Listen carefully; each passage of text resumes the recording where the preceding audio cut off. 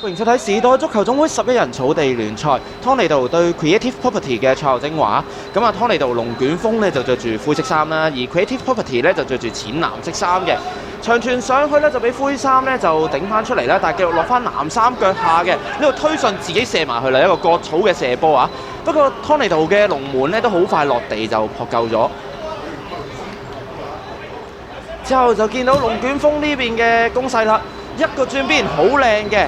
有龍門自己射啊，又係一個遠射埋去啊！今次又俾藍衫嘅龍門咧都還以顏色啊，擋咗出嚟。之後龍門球開出嚟啦，咁啊本身攞到嘅，但係俾人逼甩咗，再一個直線送咗上去禁區頂位置，自己抽埋去啦。今次又見到啊 Creative Property 嘅龍門咧就將佢接實啦。繼續啦，呢邊最後邊個波呢都係喺翻龍捲風嗰邊啦。呢度空晒嘅，自己走一程，而家先見到藍衫入去，拐兩拐，嚟藍衫翻咗後啦，但係灰衫都上咗嚟幫手。禁區頂嘅施射啊，呢球就射得有啲離行離辣啦。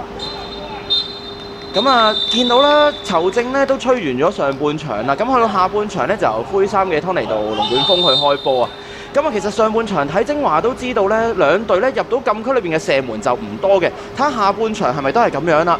咁啊呢度見到啦，Creative Property嗰邊入咗禁區即刻有個射門啦。啱啱就話佢禁區裏邊射門就少咗啲，但係呢度咧就踏入禁區一兩步啦，就嚟個轉身射波，不過就唔做目標啊。呢度大腳傳咗上去，咦突破咗喎！龍門出埋嚟，過埋龍門，面對空籠點樣處理？哎呀，咁可惜呢球！就係揸緊個零波位，面對空籠竟然唔中目標啊！咁啊錯失咗打開紀錄嘅機會啦！咁啊畫面一轉就去到淺藍衫 Property 呢邊嘅波啊，掉入禁區裏邊，自己攞翻左腳一射都係唔中目標嘅。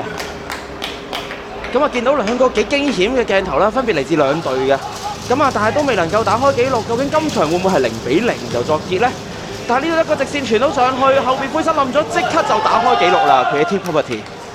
咁啊個直線顧之前傳得靚啦，咁啊見到啊佢身位都食得好㗎，後邊明明有湯尼道嘅球員啊，但係都阻止唔到佢啊。咁入球嘅係楊超榮啊，咁啊食住個身位，再用右腳掃翻去遠處嗰邊，